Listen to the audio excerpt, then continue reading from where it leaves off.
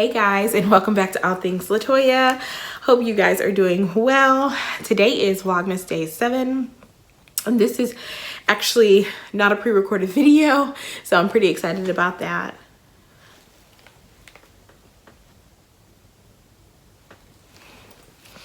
So I'm up in my office space trying to film, and my husband likes to play, and it really sounds like he's trying to sneak up on me. Anyway, so welcome back. Today is Vlogmas Day 7.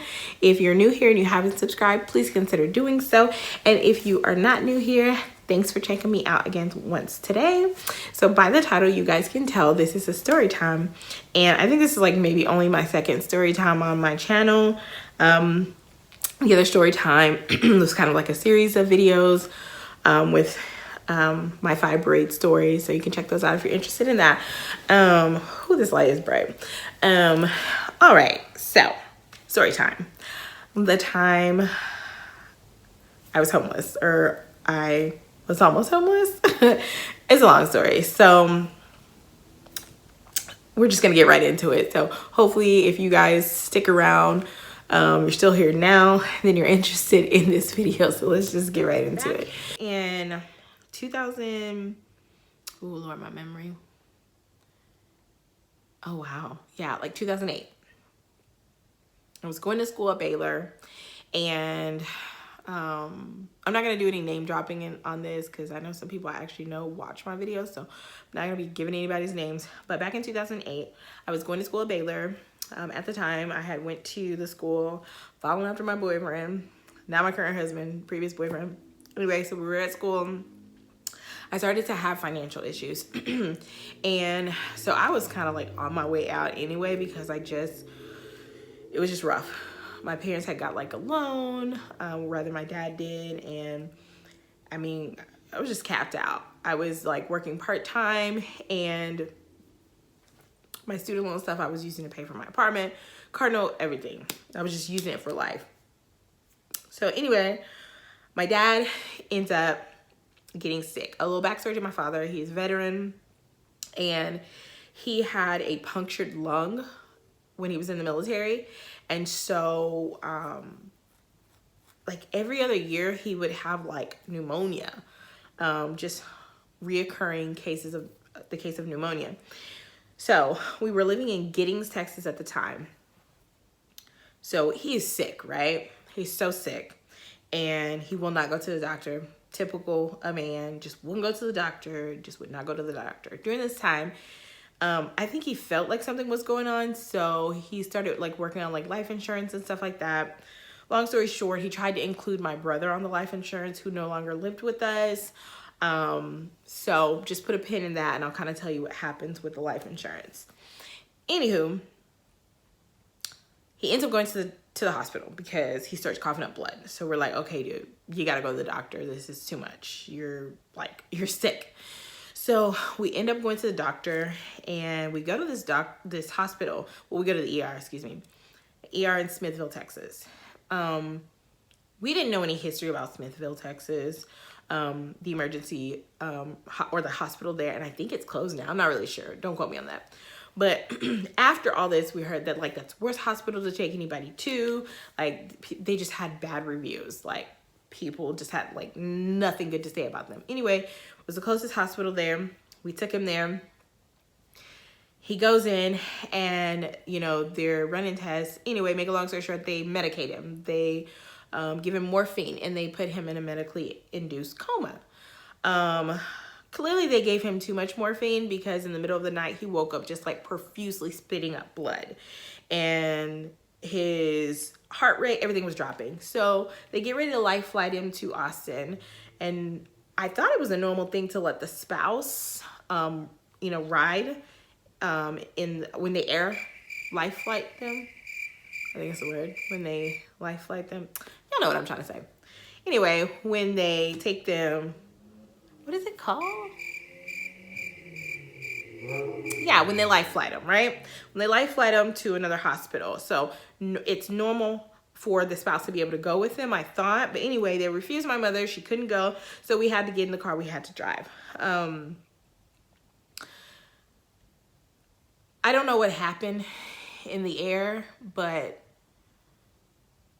my dad ended up dying. Oh man, I didn't think I was gonna cry. It is so crazy because when you have a parent that passes away, like those emotions never leave you. Like if you really just sit and think about it and allow yourself to just think about it, like you'll start to cry. Like I don't really ever think I grieve properly just because of what happened after. So yeah, he ends up passing away. And that was like March 2009, and his cause of death was brain damage. So apparently they left him off of oxygen too long while he was in the air. So basically they killed him. So it was just a really sad situation. We were gonna try to fight it. Just, I mean, if you've ever experienced, like I said, a death of a parent or anyone close like that, I mean, you're trying to figure out what is life now. You had all these plans, especially my mother, she's now a widow. She had all these plans, and we were in the process of moving to Austin, and he never made it with us. We got the apartment, we had all this stuff going, and he never actually made it. So go back to the life insurance. We get the life insurance in the mail. We go back to the apartment in Giddings. We're getting all the mail and getting the rest of our stuff to just go ahead and make our complete move to Austin. The life insurance letter says that it was denied because my father tried to include my brother that was no longer living there. He was like over the age of like 25 or something like that, so he couldn't include him. Technically, anybody else would have probably just been like, okay, we're gonna sign this, and they didn't know he had passed away at that point. And so we didn't sign anything, of course, because we couldn't, because we didn't have his signature, you know. And excuse me, he was actually in a coma at that time when we got the letter. You know, honestly, we probably should have just signed it, considering the things that happened. Anyway, so my father passed away. We have the funeral, do all that kind of stuff. At this time, my mom was working, and some things had happened. I was searching for a job. My mom was working, so it was me and her. My brother was living somewhere else, so me and my mom were just trying to work things out. I ended up getting a job, like being a nanny. Like I had like multiple families I was keeping their children. So that's how I was bringing in my source of income. And then my mom lost her job because we lost our car. It was repossessed. So then it was just me working. So then I had like 3 nanny jobs and a job on top of that. So some days where I couldn't keep the kids, my mom would keep the kids and I would go to work. So we were just trying to make it work so we could keep that income in. Make a long story short, we lost the apartment, we got evicted, and then we started living with people. I'll just say that. We started living with people. And I'm just gonna say this, if you've ever had to live with anyone, it is not always a pleasant experience, especially when you're working through your own issues, trying to get yourself together. And you know, especially if you're given a time frame to get it together, it can be rough. It can be really, really rough because you're trying to like save money. You're trying to like make sure you have what you need currently. You're trying to make sure you have gas and all these other things because we finally got another car. So we had to, you know, put gas in the car and things like that when we did get the car. And at that point, we were living with someone else. So it was just really rough. People weren't the nicest. It was hard. It was really, really hard. And there were some days where we would just like, almost like basically sleep in our car just because we just didn't want to go in. Because people can be just so cruel. Just so cruel, so heartless. And they think because they're offering you a helping hand that you should be grateful. And we were. I am grateful for everyone who helped in the situation. I'm grateful for anybody who helps me in any area of my life because that's just what you should be. You should be grateful for just life in general. So I never, you know, was an ungrateful person, but the kinds of things that people would say and do, and they thought it was okay. It was just a rough situation. Anyway, make a long story short, we went through that whole process of living with people, struggling, getting a place, getting evicted, and then like us 2 women having to move out. I remember having to move from like 2009 to about 2000. 11, like 10 times. And we could never get anyone to help us. Like, even though we knew people, everyone was always so preoccupied. And it just got to the point where we were just like, okay, the last people we lived with, like, okay, we'll give you like a month. You know, you guys can find you somewhere to live. We didn't tell them we didn't have nowhere to live. We just got out. And so we took our money and we would stay in like hotels and cheap hotels, like the Value Inn place, like here in Austin, you know? And if you know anything about some of those places, the one in particular, like there were a lot of truck drivers, so lots of men, they'd be outside smoking and drinking late. And I was younger, you know? So like if I needed something out the car, like I was so nervous to go outside, like some of the men would be whistling at me and like we just didn't have anyone to protect us. So it was just really scary. The whole process was just really scary and just, I don't know, it was just life-changing to have to go through something like that. And the one night where it literally got to the point where I was wondering, I was like, God, are we gonna have to get on the side of the street and beg? Like beg. It was bad. Like it was bad. Like we didn't have money for a hotel. We couldn't call nobody to ask them to stay with them because he basically had stayed with everybody that we knew. And you know, we just didn't feel comfortable. And it was late one night and my mom, she was just like, okay, let's just get the covers, get the pillow. And I mean, we prepared to sleep in our car and we were sleeping in our car. And out of the blue, somebody random, and this is just how, you know, God looks out for us. Even in such a horrible situation, someone randomly called us and was like, hey, I was just calling to check on you guys. You guys okay? Y'all got somewhere to stay tonight? I'm like, how did they even know? And kind of told him the situation. And it was one of my guy friends, was a close friend at the time. And he paid for us to have a hotel for the night. And it was just awesome.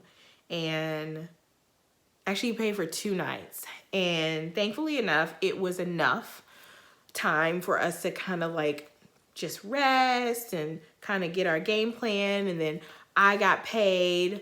By this time, my mom had another job too. So we were both working. So we got some more money and we were able to get a hotel and be able to just kind of stay there until we got ourselves together.